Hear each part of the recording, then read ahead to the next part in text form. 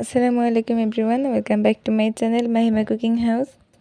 আজকে আপনাদেরকে মাত্র 2টি উপকরণ দিয়ে একটা কাপকেক তৈরি করে দেখাবো, যেটা কিনা খেতে দারুণ মজাদার হয়ে থাকে এবং বাচ্চাদের টিফিনে কিংবা বিকেলের নাস্তা হিসেবে কিন্তু এই কাপকেকটা আপনারা দিতে পারবেন। সো চলুন এত দেরি না করে আমরা আমাদের মূল রেসিপিতে চলে যাই। সো ফার্স্টে একটা মিক্সিং বলে আমি ডিমের কুসুম নিয়ে নিয়েছি। তারপরে তার ভেতরে আমি চিনি দিয়ে দিচ্ছি প্রায় 2 থেকে 3 টেবিল চামচ পরিমাণ।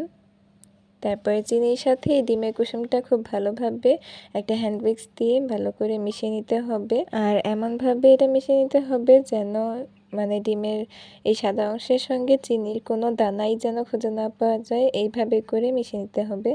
এখন আমি এখানে সয়াবিন তেল দিয়ে দিচ্ছি প্রায় 2 থেকে 3 চামচ পরিমাণ। আর এখানে সেই ডিমের কুসুমটা এটা দিয়ে দিচ্ছি। তারপর ভালোভাবে হ্যান্ড উইক্সের সাহায্যে এই ডিমের কুসুমের সঙ্গে মিশিয়ে নিতে হবে। এখন আমি এই কাপের 2 কাপ পরিমাণ চালের গুঁড়ো এতে অ্যাড করব, বাট একদম সব একসঙ্গে দিয়ে দিব না, খুব আস্তে আস্তে মিশাতে পুরোটা দিয়ে দিব। এখন এখানে বেকিং পাউডার এবং বেকিং সোডা দিয়ে দিলাম 1 চামচ পরিমাণ। আর এখানে ভ্যানিলা এসেন্স অ্যাড করছি জাস্ট একটা সুন্দর স্মেলের জন্য, এবং এখানে অ্যাড করছি তরল দুধ। যখন আপনাদের দেখবেন এই মিক্সচারটা খুবই টাইট হয়ে আসছে, তখন আপনারা এখানে তরল দুধের সাহায্যে এটাকে ভালোভাবে মিক্স করে নেবেন। আর যদি না থাকে তাহলে আপনার পানি দিয়েও এটা মিক্স করে নিতে পারবেন।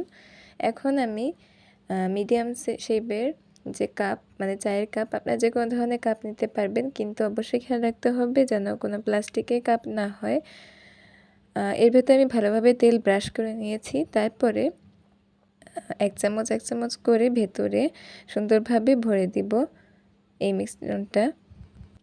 আর আরেকটা কথা, আপনারা কিন্তু অবশ্যই খেয়াল রাখবেন এই কাপগুলো কিন্তু পুরোপুরি ভরে দিবেন না, না হলে যখন আপনি এটা স্টিমারে স্টিম করতে দিবেন তখন এটা যখন ফুলে ওঠার পরে কিন্তু কাপ থেকে বাহিরে বের হয়ে যাবে। সেটা খেয়াল রেখে আপনারা কিন্তু এটা মোটামুটি মিডিয়াম মাছ বরাবর কাপের এভাবে করে আর কি ভরে দিবেন।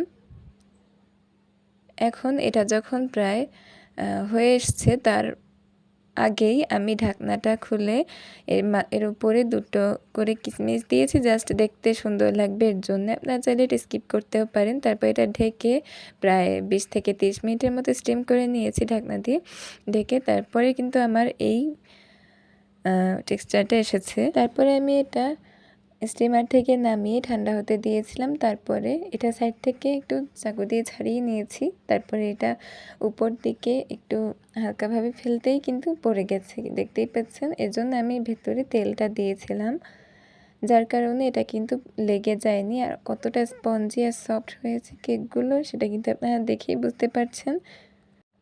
একটুও কোথাও ভেঙে যায়নি কিংবা একটুও ফেটে যায়নি। এটা খুব সুন্দরভাবে এটা তৈরি হয়েছে। সো আপনারা এটা বাসায় একবার হলেও তৈরি করে দেখবেন, আশা করি আপনাদের কাছে অনেক ভালো লাগবে, এইটুকু বলতে পারি।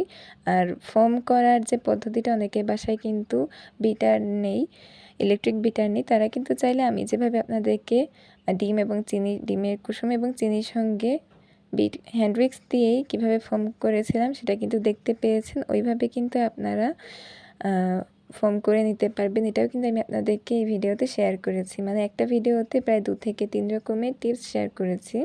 আপনারা একটু সম্পূর্ণ ভিডিও না টেনে শেষ পর্যন্ত যদি ভালো করে দেখে যান তাহলে কিন্তু বুঝতে পারবেন।